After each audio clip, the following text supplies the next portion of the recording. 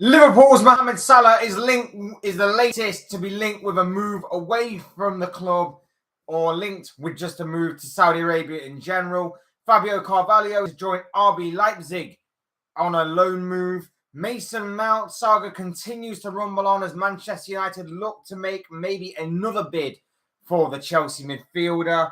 Victor Osimhen linked today with a move to PSG in what would be a big monumental money move there.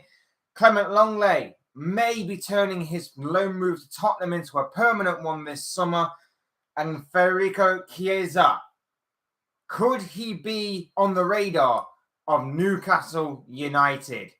Hey guys, welcome back to the channel. Welcome to another video. Yes, it's another all-new news video that we've got in store for you today, talking some of the biggest headlines from the world of football. But before we get into all of that, we'd like to remind you to please always like the video or like the live stream throughout if you're enjoying it, and subscribe if you're new or enjoying the live stream. Both things always and forever be greatly appreciated. And also, I encourage you as well to get involved in the chat, whether it's stuff that I'm talking about, stuff that breaks during the live stream, or even stuff that you guys want to talk about. Let's all get involved in the chat as well. But without further ado, let's kick on with the video. Let's kick off with this Mohammed Salah news of he is being linked. He's the latest player to be linked with a move away from move to Saudi Arabia. Obviously, it's been a massive summer of influence so far from Saudi Arabia on this European transfer window in particular. They are looking to spread their impact, spread their financial wealth, spread their financial power, and obviously, as a result, and hopefully as a repercussion of those actions, obviously boost the reputation and the quality of their own league. And the latest to be linked after the likes of Bernardo Silva, with Kalidou Koulibaly, Edouard Mendy, N'Golo Kante, and of course the likes of Karim Benzema, and of course, obviously, to start this all off, Cristiano Ronaldo several months ago, has all happened. Allegedly, they are now planning to maybe make Liverpool talisman, star winger, Egyptian king, Mohammed Salah, their next top target. Now, of course, as a Liverpool fan, I hate to read this and I hate to say that there could be an element of truth in this, of obviously the amount of ambition and the amount of financial power that the Saudi Arabians currently have right now is off the charts. Like, they are reaching for the stars in this. They seemingly are not slowing down anytime soon. It is not going to be a case of them seeing a roadblock or a brick wall that they have to get through. Like, they literally think the sky is the limit and that they've got no limitations on what they can do, and they're not going to stop making their impact known. And I guess their sort of dream of making Saudi Arabia, the Saudi League, and everything else one of the biggest leagues in the world of football. And Mohammed Salah definitely would bring a lot more eyes to that product. We talked about how Ronaldo's impact has been. We talked about, I know it's slightly different, but we know how much Lionel Messi's impact has been into Miami and how much it could have been had he joined a Saudi Arabia club, which of course was on the table for him. Salah would bring a lot of African eyes to the league as well, because of obviously the massive following he's got, and of course the huge reputation and everything that he brings to the table as well as anyone.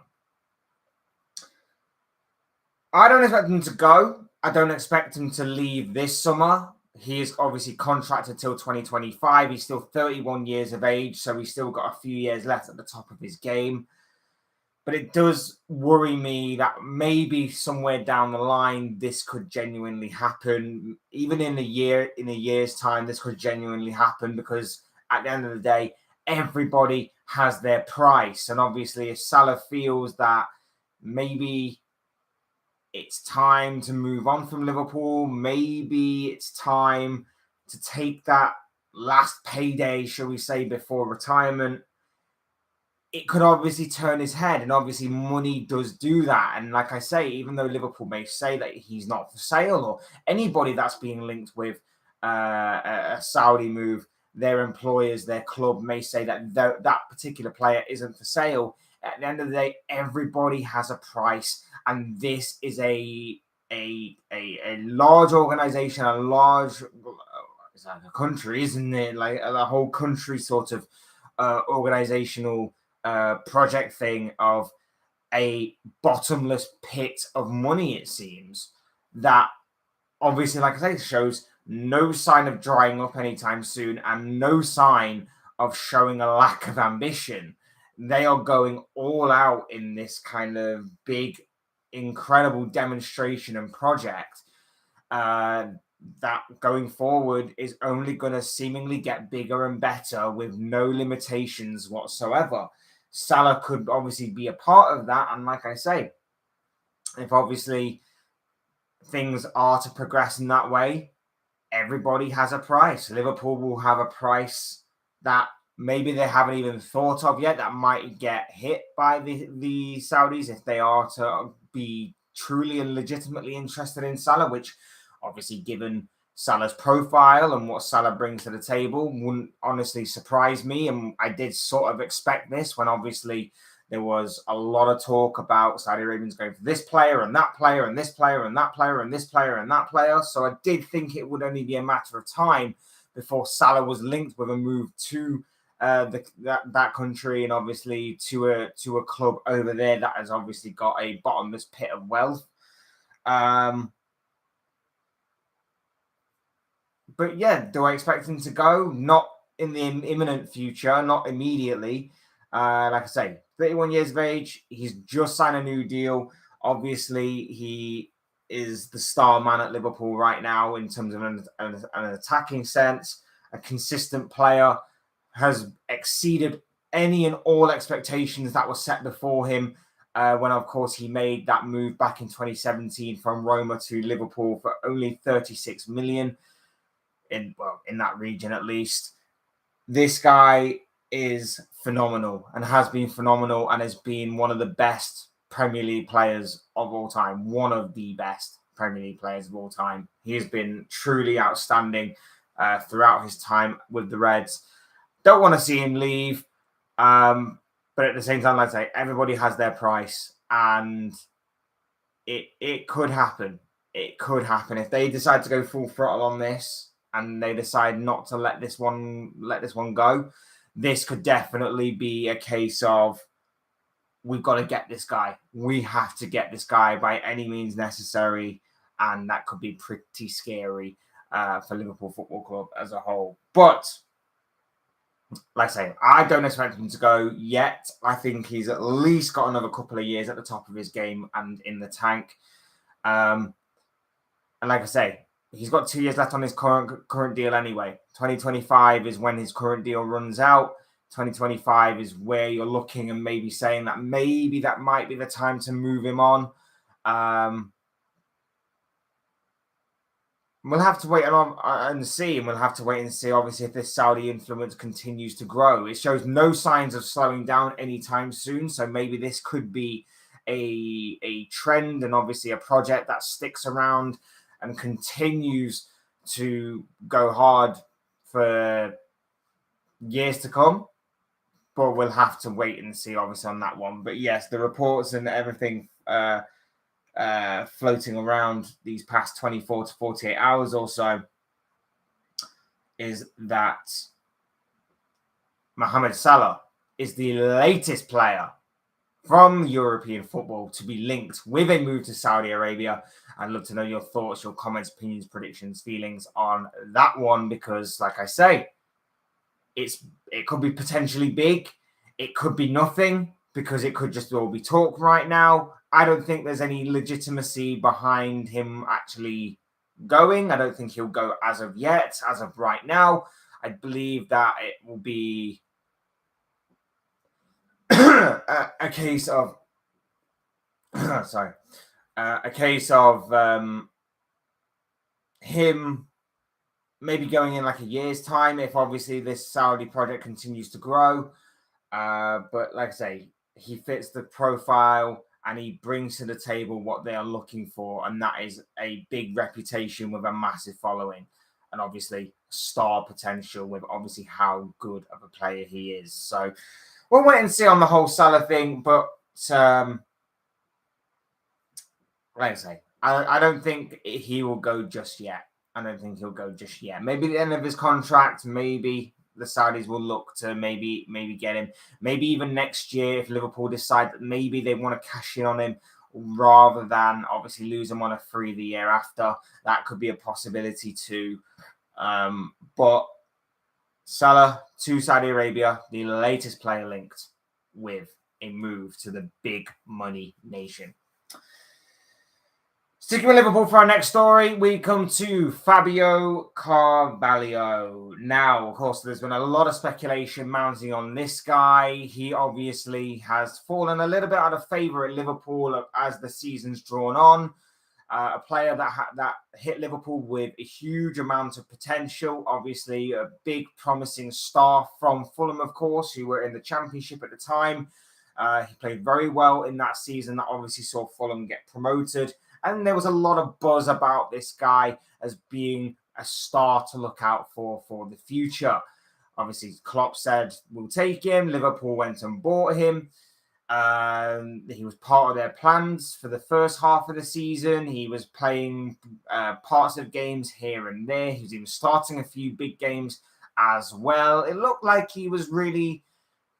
It looked like he had a bit of a tough start, but at the same time, it looked like there was potential with this guy. It looked like, obviously, there was something to look at with this guy as to being a bit of a diamond in the rough, maybe a little rough around the edges, but you can probably expect that for a player of his age, and that maybe with a bit more belief in him, maybe with a bit more game time, with a bit more experience, this guy could genuinely turn into what he what was expected of him, the potential that was laid before him, and all of that good stuff.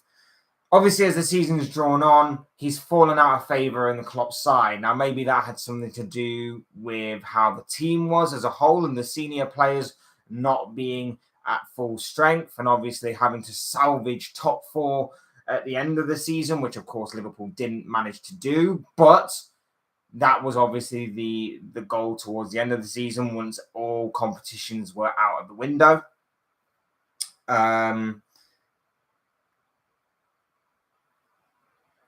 for one reason or another, maybe it was something to do with behind the scenes. Like I say, he started to receive less and less and less game time, to the point where speculations began snowballing about his future, and it snowballed pretty quickly. This is a guy, like I say, that's still got a huge amount of potential in him. It just may have been he made the wrong move, maybe, or something is going on behind the scenes that's affecting him. Maybe it's something to do with his attitude, motivation, something in training, or maybe it's just Klopp, the system he plays, not exactly fitting into the new modified Liverpool system, something along them lines. Either way, we may never truly know until maybe somewhere down the line, or maybe not at all. But the point is that speculation began to snowball on his future, and it seems that there has been a decision made in the past 24 hours or so in regards to where his footballing future may lie, and it does seem he is going to be going out on loan to RB Leipzig. Fabrizio Romano, the man in the know, has been all over this situation, and he came out today to say that Fabio Carvalho will join RB Leipzig until June 2024. No buy option confirmed. Negotiations are being finalised as deal will be signed next week, but the total agreement is confirmed. Loan deal was only solution as Klopp and Liverpool rejected any permanent deal bid. So, as you can see, and as you can hear, Liverpool didn't want to sell him permanently. Liverpool still see him as maybe something to hold on to for the future, and a loan move will do him the world of good. And I think going to Leipzig as well is going to do him the world of good, because I don't know about you, but I sense there being a bit of a change in the Bundesliga. I think with how close Bayern were on the edge of losing the Bundesliga title this season, I think we're starting to see a bit of a shift in the Bundesliga now, where maybe it might start to become a little bit more competitive. I think Bayern have been, I wouldn't say poorly run for the past few years, but I don't think they hold the same scaremongering and fear factor that they once did. Not especially in Europe, but maybe in the Bundesliga. Maybe teams are starting to sense that maybe they can definitely be got at going forward. And I don't know. I just have a feeling next season that maybe, just maybe, the Bundesliga may become a bit more competitive for the next campaign. And I think going to Leipzig will do him the world of good. I think it will give him more game time. I think it will give him more confidence, more belief, obviously more experience. I think he'll experience a different league, a different culture, a different nation, a different way of playing, a different manager, different squad. It might do him the world of good just to get out and just to experience that kind of stuff, especially at a young age that he is. And I think, especially in the Bundesliga, which has very similar resemblances and similarities to the Premier League in terms of its physicality, in terms of obviously the kind of high press and high intensity sort of play that most German squads play. I just think it will do him the world of good. I just think it will do him the world of good to be like that and to have that sort of experience. And I think it can't do nothing wrong for Liverpool either. Because he's still got a lot of potential. He's still got a few years left on his current deal with the club. If he goes out on loan and it doesn't necessarily work out for him at Leipzig, it may not necessarily work out for him at Liverpool. Liverpool can move him on, but they'll always be able to find a club for him because of obviously how young he is and how much potential he will still have. If it does work out for him at Leipzig and he goes on leaps and bounds and he has a fantastic season out there in Germany, then of course Liverpool can bring him back and can again bleed him back into the fold. And maybe, just maybe, it will do him the world of good to have that experience and progress as a footballer. If that is to happen, fair enough, fair play. It's a genius masterstroke by Liverpool, and they can carry on from there, and they can have another starlet in their team that is ready for the here and now, as well as continue to mould and continue to file down the rough edges of his playing style and everything for the future. I just think that it will do him the world of good, and I just think it will do Liverpool the world of good as well. And I think Leipzig as well get a player in that will obviously do well for them in the season, and especially with them losing a couple of players as well, particularly in that attacking area, it will obviously boost and beef up their attacking options. Richard Hutchinson, hey dude, how are you doing today? Thank you for coming along to the stream. Nice to see you. Hi Pledge, how are you? And I hope you're great, having a great week. Yep, all good here, mate. All good here. I hope you are too. Liverpool have rotation for Salah on right side forward and number 9 that scores goals. I'd say there can be rotation. I don't know how sustainable it is playing the likes of Luis Diaz on the right-hand side, Diego Jota on the right-hand side. I think it's not necessarily the most balanced having a right-footed player on that right-hand side anymore. But I do understand what you're saying. Obviously, we can probably get Nunez on that side if needs be as well, given his pace and everything.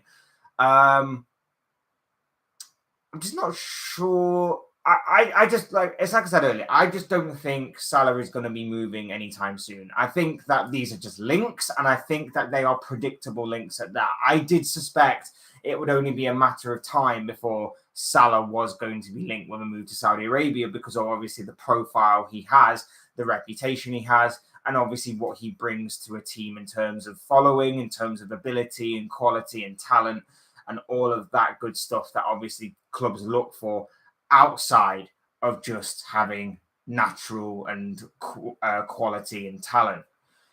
he brings just a lot of eyes to the product. He's like seen as an icon and a legend in Egyptian and, of course, African football as a whole. So I just don't think he'll go yet. I think next year will be interesting because obviously if this Saudi influence continues to grow, Liverpool will have a choice on their hands. Do they keep him until 2025, run down his contract, release him on a free? Do they try and sign him to a further deal of maybe 1 or 2 more years?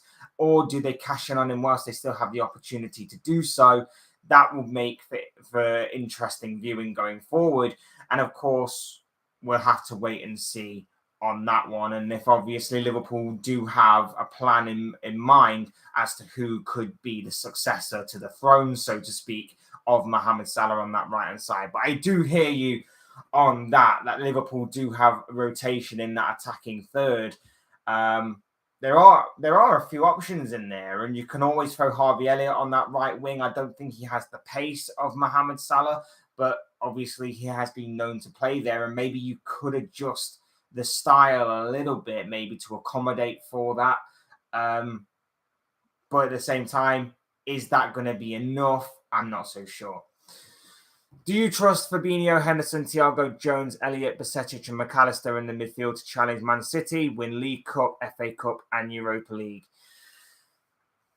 I think the right combination in that midfield could work.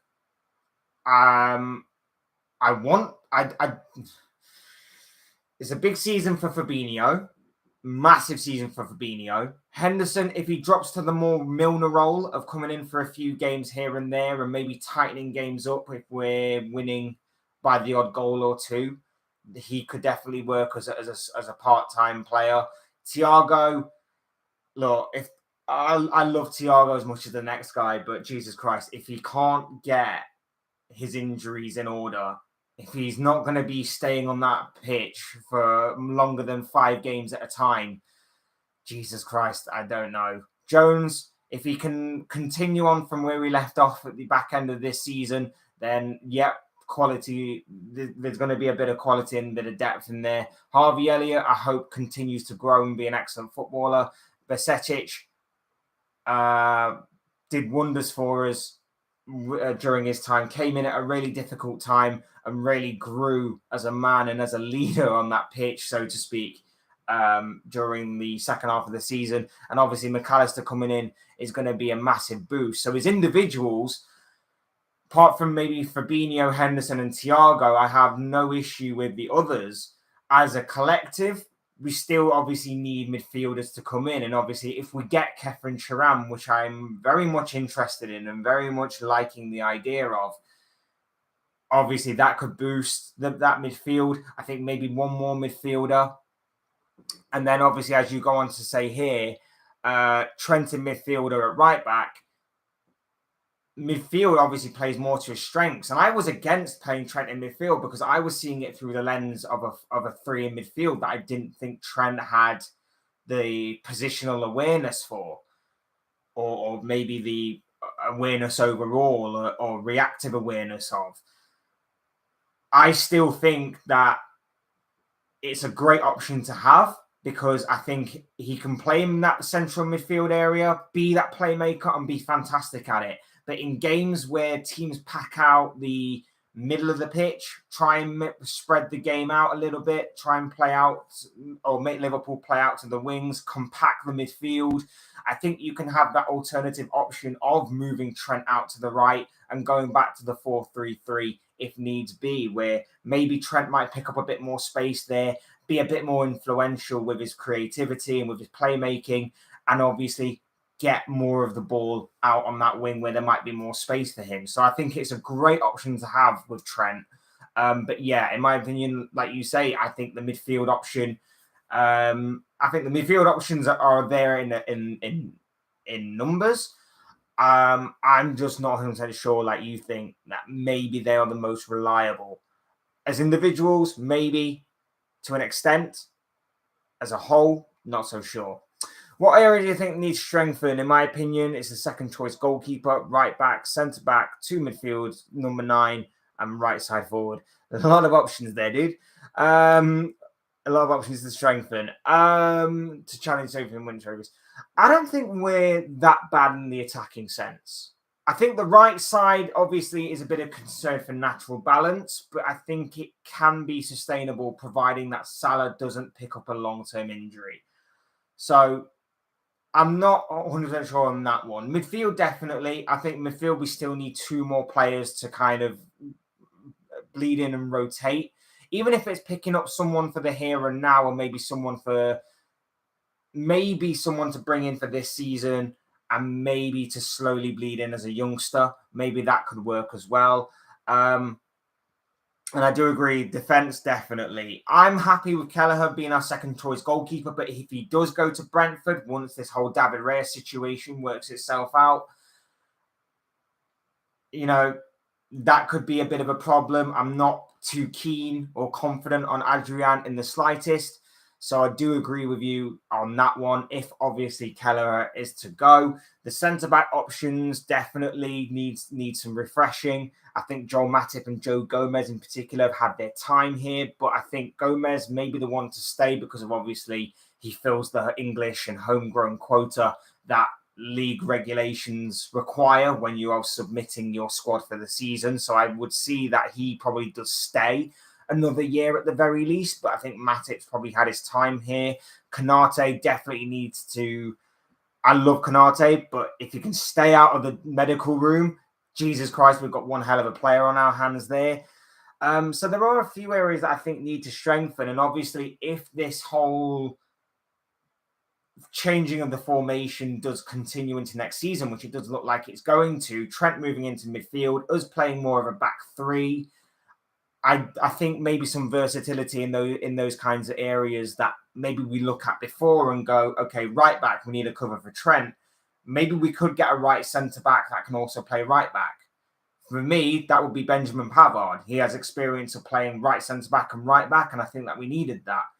If in a perfect world, I'd want Gvardiol for the other side because he has experience of playing left back as well as left centre back and can fill that area, and of course brings with him a hell of a lot to the table as well in terms of being a proper modern day centre back that I think would do Liverpool the world of good. But that's in a perfect world. FSG won't spend big and Klopp won't change system, tactics, formation, and style of play. I think he was showing a bit more flexibility towards the end of the season. Obviously, we're moving Trent into midfield, so I think there are positive signs there. Whether that sustains or not, whether that continues to going forward, remains to be seen.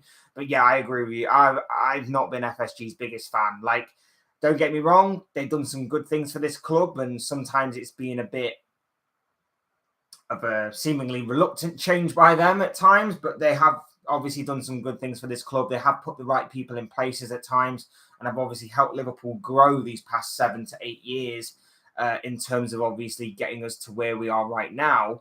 But at the same time, I do admit that they haven't pushed the boat out enough. They haven't pulled their finger out enough when it comes to certain ways. And that's why we sort of fell off last season. So I get your point on that one. I was angry and frustrated at Liverpool last season, losing against mid-table and bottom half teams in the EPL.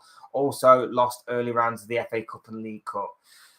League Cup was against City. That's always going to be a dodgy game, to be fair. We could have maybe done more in that game, but obviously the League Cup is always going to be tough to take, especially if it is against City. I know they did go on to lose to West Ham, but I think that was by penalty. Was it West Ham or Southampton? I think it was West Ham, wasn't it? They did go on to lose on penalties that game, and that one is a bit of a lottery. And the FA Cup, that was disappointing. Losing to, was it Wolves? Brighton, wasn't it? Brighton. Yeah, Brighton. Yeah. Least said about that one, the better. That was dreadful and disappointing. But yeah, we only have FSG to blame for, partly on Klopp as well. I think if Klopp had maybe changed the system and spoken out a bit more and been a bit more demanding, maybe things could have been different and changed. But FSG overall were running things poorly across the entirety of last season. So I do agree with you on that one. Why did FSG, Klopp and the media dragging Jude Bellingham all of last season? I hope Bellingham has a great future at Real Madrid. They didn't see the fall off coming. Simply put, like I think none of us saw how drastic the fall off would have been. I think we did predict that at times it might be a little bit rough and things like that, but I don't think we predicted the drastic fall off that happened last season. And I think the overall plan was to actually go out and buy a Jude Bellingham. But obviously that wasn't to be the case because obviously we found out we need more players in different positions. I don't understand why we couldn't have gone and got Jude Bellingham anyway, because let's face it, whether we've won the Premier League in the past, whether we've won the Champions League in the past, whether we've won the FA Cup and League Cup in the same season, whether we've got top four, whether we've not got top four, apparently there is no money to be spent at Liverpool Football Club. And that's obviously a lie because we have spent money in the past. But at the same time, we don't have the kind of money, allegedly, to compete with the likes of Man City and Man United and Chelsea and all these other clubs around us. And obviously across Europe, we don't have the money to compete with the likes of PSG and Real Madrid, apparently, even though we are Liverpool Football Club and we should be a club that should be competing on the highest level. So I'm baffled by that. I'm baffled by it all. I understand sort of in hindsight a little bit that maybe spreading the cost across multiple areas might work, but it has to be done right. And this transfer window has to be done correctly. If you're not going to be signing Jude Bellingham because you want to spend money on other areas and you want to spread the cost across different players in different areas, you have to get them players. McAllister's a fantastic start. But if you don't go and get a Kefren Thuram, if you don't go and get another centre-back, if you don't go and cover maybe the possibility of Salah leaving next season, another midfielder, another goalkeeper, whoever it may be, that's the problem I have. Brighton, FA Cup and Man City in League Cup. Southampton won, Man City in the league, but got relegated. Congratulations, Man City winning the treble. Treble league winners. Yeah, like I say, City well deserved this season of everything and anything that has come their way. They have truly been phenomenal. They've truly been rampant and ruthless. Yeah, like I say, it's horrible from the outside looking in, but we'll have to wait and see. What do you think about interest of Barella, Chiesa, Ryan Gravenberch, Kone, Thuram and Timber? Well, I think Timber will be going to Arsenal. That seems to be edging ever closer. So I don't think there'll be much in that one going forward. Thuram and Kone are very much interesting. Thuram especially. Like, the more I hear about and read about and even see this guy, the more I like him a lot. I think he brings a lot with him that Liverpool lacked last season in terms of intensity, physicality, mentality, and tenacity. So I do like what this guy would bring to our midfield, and I hope that we get him. Gravenberch, I think I spoke about before in a previous video. I like the idea of him as well. I think that he could complement our squad greatly. Chiesa's a bit 50-50 because if you said to me Chiesa after the Euros a couple of years ago, I would have bit your hand off and said definitely. This past year, he's had a bit of a stop-start season with injury, and I will talk more about Chiesa later on because Newcastle are also interested in him. But Chiesa definitely is a player that I like the look of and like the look of from a couple of years ago. But again, his injury record is not the best. And I think Liverpool could do without another injury-prone player. If his injuries are definitely behind him, great, go for him, because allegedly he's going to be somewhere available in the fee of 30 to 40 million pounds. If that's going to be the case, it fits FSG's MO. It fits their kind of ballpark figure, shall we say, that they look for in these types of players. Go for him. And as for Barella, that one's going to be an extremely difficult move to pull off. I like the idea of Barella, but I don't know if that's going to be realistic to pull off and pull away from Inter Milan. So We'll wait and see, but there are plenty of options out there for Liverpool going forward this summer. Are you watching European Under-21 Championships?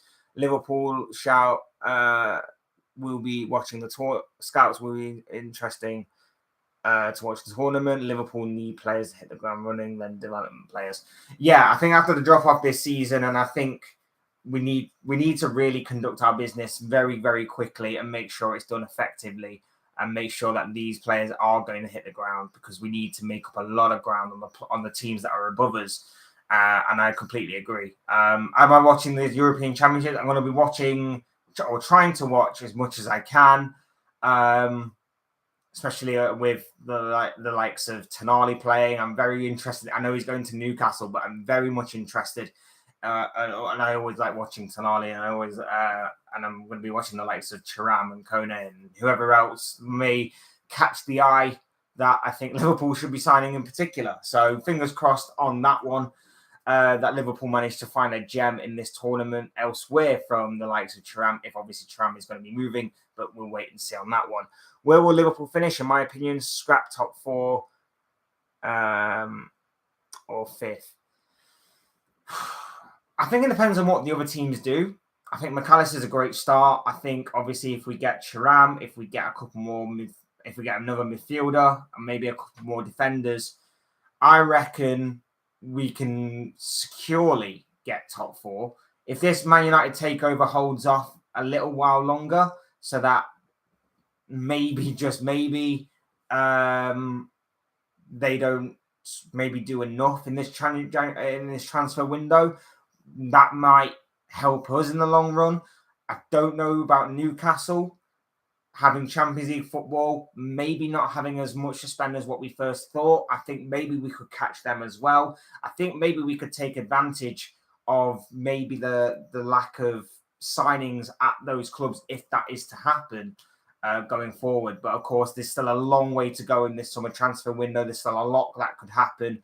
There's still a lot of money to be spent elsewhere. They've got the Saudi influence that could come in at any moment to a club and give them a lot of money for some deadwood players that obviously they could go on and spend. You've got Chelsea to worry about. You've obviously got Arsenal. You've got obviously City are going to probably be winning the league again and probably be favourites. It's going to be a lot more competitive next season. But like I said, I think if you would say that the league starts tomorrow and the transfer window is shutting tonight, I would probably say that Liverpool will get top 4. Chelsea, Newcastle, Arsenal, United, City, Spurs, Villa, Brighton, others. Like I say, going to be massively competitive next season, and I can't wait for it, to be honest. Genuinely cannot wait for it to begin again. It's going to be very interesting, very exciting. Yeah, I'm very much interested. Zooming. Next story on the agenda, we're going to be talking about Mason Mount. Yeah, Richard, do feel free to continue to throw questions, or if you have your thoughts. I'd love to know your thoughts on this, by the way. Like, I know you say that you want all of these players, but who would you want? Which players would you fancy coming into Liverpool? I want to know from you on that one. FSG out or in?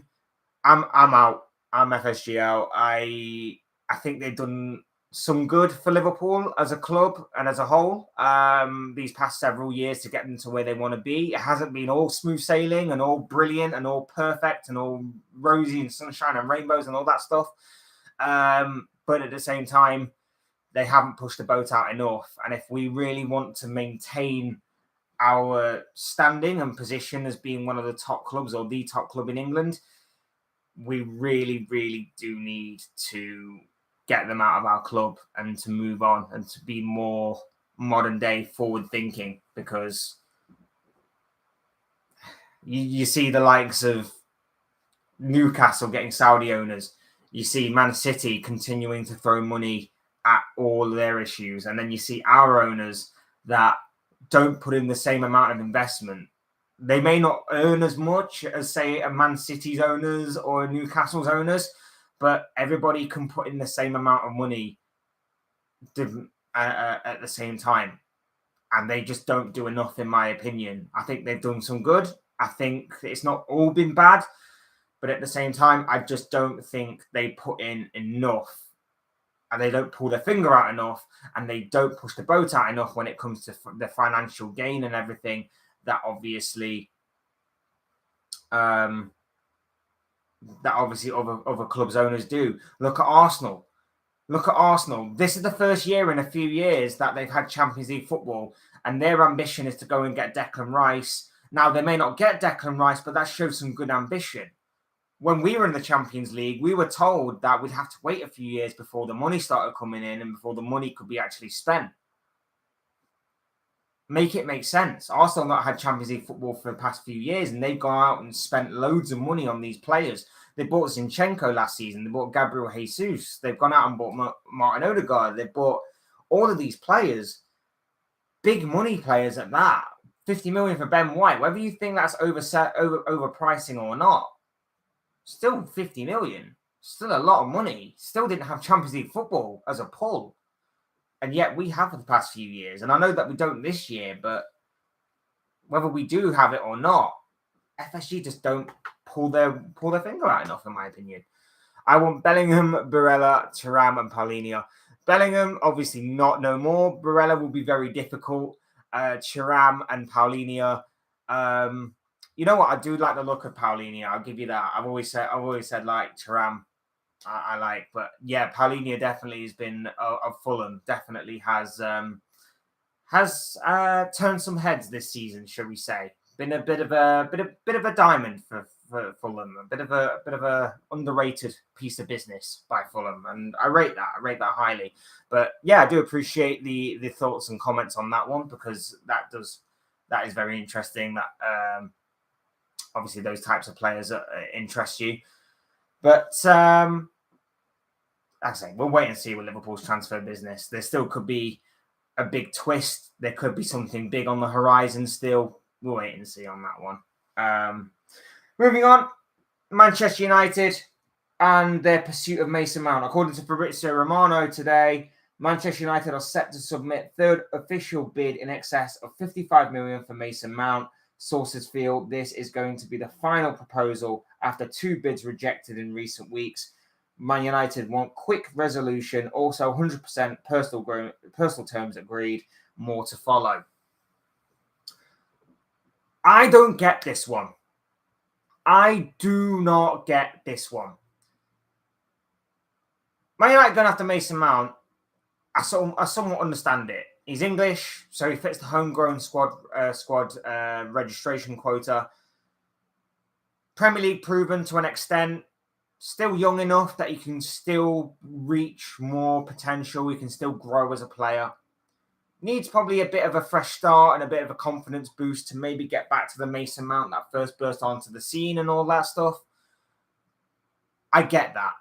What I don't get is the fact that this Man United takeover hasn't happened yet, hasn't fully taken over yet, and yet we're here talking about Manchester United bids, and we're here talking about Manchester United transfers. I don't get it. The whole takeover thing, in my opinion, is halting Manchester United's transfer business. Now, from a rival fan's point of view, it's funny and it's amusing to watch. It's going to be scary when it eventually does happen. And let's face it, it's only a matter of time before that eventually does get the official announcement, does get the green light, and it's here we go. Man United takeover is complete. But I don't get why we're constantly sat here talking about Man United bids. The Glazers looking to leave them a farewell gift. I don't personally get it. I don't personally get this at all. I don't understand why this is the case. I don't understand why we're talking about Man United bids when the takeover hasn't gone through yet. This Mason Mount situation has dragged on long enough. It's got to the point where if I was Chelsea, 55 million, if that's an excess of 55 million, so probably raising to at the very least 60, depending on add-ons and structure of the deal and everything, just take it. Just take it. They're already losing enough players as it is, and I know they're getting a lot of money in from those players, from the likes of the Saudi Arabian clubs, and they sold Kovacic to Man City and everything. This would add to that. Put that money towards a player like Moises Caicedo, put it towards players that you're also interested in to obviously beef up that midfield, beef up that defence. I, I I just think it's probably a good move by Chelsea in the end, but I don't understand the money side of things from Man United's point of view. I don't understand the £55 million that's coming from Man United right now that the Glazers are seemingly parting with as a farewell gift. It just seems a bit bizarre and a bit weird to me that this is happening. And obviously, like I say, I think a lot of Man United's business is genuinely being held up, whether it's incomings or outgoings, by this takeover, because Eric Ten Hag doesn't know the direction that his club is going in, doesn't know how much money he has to spend, doesn't know the full details of this summer. And I think, like I say, I think it's good for rivals, but obviously bad for Manchester United. So yeah, I'm very intrigued to see how United's thing goes going forward. But at the same time, I think a lot of this is just being held up by a takeover that has dragged out long enough, very, very long. Madness to me. But yeah, we wait and see what happens with Mason Mount. Obviously, Man United, it seems like their patience is running thin with Chelsea as well. So whether or not they drop their interest until the takeover actually happens, whether or not they're going to just cave in and pay up to Chelsea, whatever their demands are, we'll wait and see on that one. Next story, Victor Osimhen. Obviously, the Napoli striker that has been linked with a number of clubs across Europe following a phenomenal season with Napoli, in which he spearheaded their attack to win the Scudetto, win the Serie A title, has been linked with another club yet again. Now, of course, the likes of Chelsea and Manchester United have been linked with signing the Nigerian striker, but it seems today he has been linked with a move to PSG in what would be a monumental and big money move at that, according to various sources in Italy.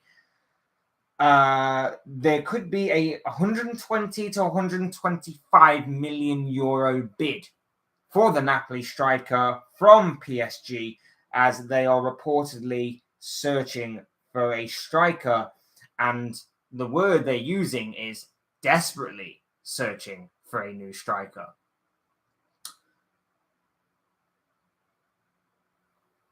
Is this a great move by Napoli? I think depending on the current Mbappe situation, it could be.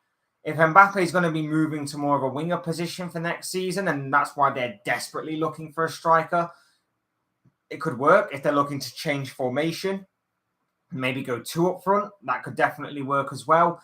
If they're just worried that maybe Mbappe isn't going to sign a new deal, so they have to cash in on Mbappe this season, which is what we talked about before in a previous stream, then again, I can somewhat understand.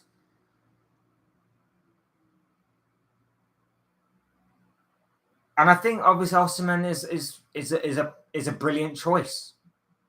Power, pace, killer instinct. He's a brilliant striker and has proven so much time and time again this past season. Obviously, I think he came from Monaco. I think he came from the French team before. I want to say he did, and I did my research and I completely forgot. But I think he came from a French side before, so maybe it is like going back to the French league, back to a French club. PSG, obviously going into a different era, a different way of thinking. It seems will join the likes of Agate and Asensio over there. Obviously, a new manager as well. So there's a lot of change happening at PSG. And obviously, with the Mbappe stuff still in the air, it will be pretty interesting to see what happens with Victor Osimhen and PSG going forward. But obviously, PSG have the financial gain to obviously make this move happen. Whether it does or not remains to be seen. Obviously, Napoli aren't in a position where they're being forced to sell.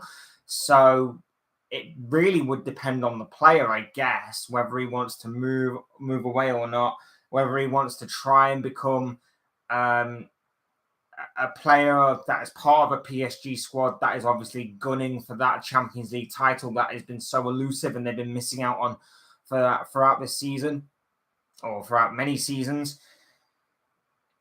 I don't know. It'll be very interesting, this one. I'm very interested to get your thoughts on this one because I like the idea from a PSG point of view of going after a new striker, depending on obviously what the Kylian Mbappe situation is saying. I think Osimhen represents a great striker. Killer instinct, like I say, possesses a lot of ability and a lot of talent and traits and things that obviously make a brilliant modern day striker. Just wonder maybe if it's the right move for Osimhen or not. Is it the right move for him to go to a league that, okay, you're guaranteed French league titles and French league cups and everything, but Champions League, when you had other teams that may be in a slightly better or getting to a better position maybe to win that title, I'm not so sure. But obviously, money does talk. So we'll wait and see on this one. But yeah, it was very interesting to read the speculations surrounding Victor Osimhen today in that one. Moving on to a brief story talking about Clement Longley. Life Lille in 2020. Thank you. I thought it was, and then I second guessed myself. So yeah, thank you for confirming that. I second guessed myself, and it made me worry that I read it wrong. I got it wrong. So yeah, thank you for confirming that one. Moving on to just a side story in regards to Tottenham. Obviously, they completed the signing of Vicario yesterday, or that is a deal in agreement pending a medical, it seems. So Tottenham do have their goalkeeper situation seemingly sorted for the foreseeable future. And it doesn't look like they're stopping there either. We know that obviously the defender front has been an area that Tottenham have wanted to address, as well as the midfield. Obviously, the James Maddison situation is still up in the air. Newcastle may be on the verge of coming back in for him, depending on how much money they've got to spend, and obviously depending on this Sandro Tonali deal. Clement Longley obviously was a player who was on loan at Tottenham this season and obviously had a bit of a difficult season, as did a lot of Tottenham players, due to obviously the chaotic nature of the Antonio Conte season, which turned into the season that obviously Ryan Mason took over, and a whole other lot of bizarre other things happened as well for Tottenham during that campaign. But it seems that he could be on his way out of Barcelona on a permanent basis. And it seems that Xavi, the Barcelona manager, doesn't have any plans for him to return into the Barcelona fold in the future, which means he is seemingly surplus to requirement. Now, of course, with Tottenham taking him on loan last season and needing defensive options, and Daniel Levy always looking for a bit of a bargain, it seems possible that this move could be made permanent. There is reports today seemingly suggesting that Tottenham are keeping an eye on Longley, depending on their other centre-back targets. We already know that Tottenham have seemingly been interested in the likes of Ibanez of Roma and obviously Harry Maguire of Manchester United. Now, of course, talk has gone a little bit quiet on those two fronts in particular. So whether or not Tottenham remain interested remains to be seen.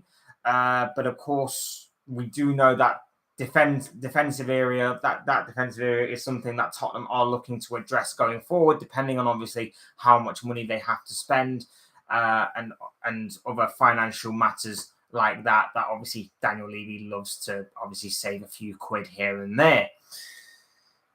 Like I say, Longley could be a bargain. Longley could be surplus to requirement for Barcelona. Doesn't seem to be a guy that Xavi rates highly or enough to obviously bring back into the fold. So we'll wait and see on this one if this one turns out to be the case. But obviously there's seemingly been a fair amount of activity by Spurs in recent days. And this one seems to be something that could be bubbling under the surface. Sandro Tonali. Let's say we mentioned Tonali before. We'll talk about Tonali again. Like I say, nothing major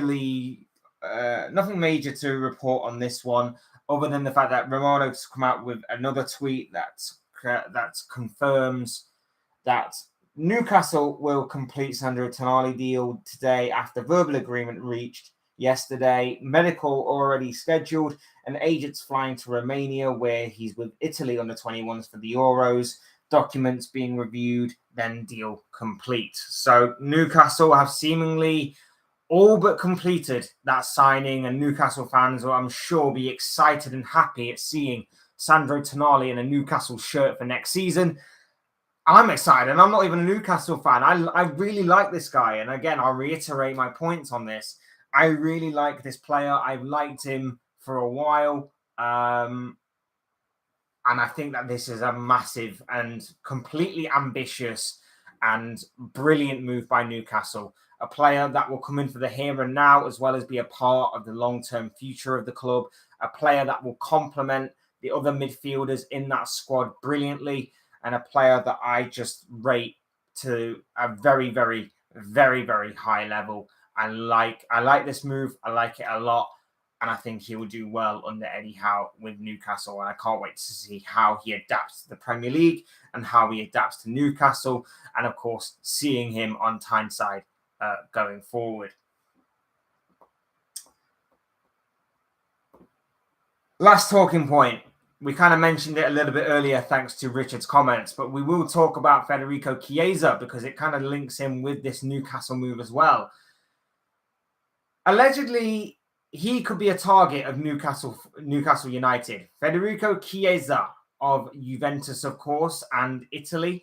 Newcastle are seemingly interested, but they could face competition from Liverpool as well. As Richard pointed out, Liverpool are seemingly interested in Chiesa as well. And it could be an interesting tug of war there should their interest prove to be legitimate. This is a player who has got 2 years left on his current deal with Juventus. He's played 33 games in all competitions this season for the club and has scored 2 goals and assisted 5 times. Those stats aren't great, but when you consider that previous years, he has been one to watch in Italy for a number of years and obviously has built up quite a reputation for himself. His history is something that doesn't lie and doesn't deceive. He has been a very good player for Juventus and for the Italian national squad for a number of years. But this season, he's hit a few bumps in the road. He's had a pretty stop-start season due to injury. And obviously, there was a big injury at that.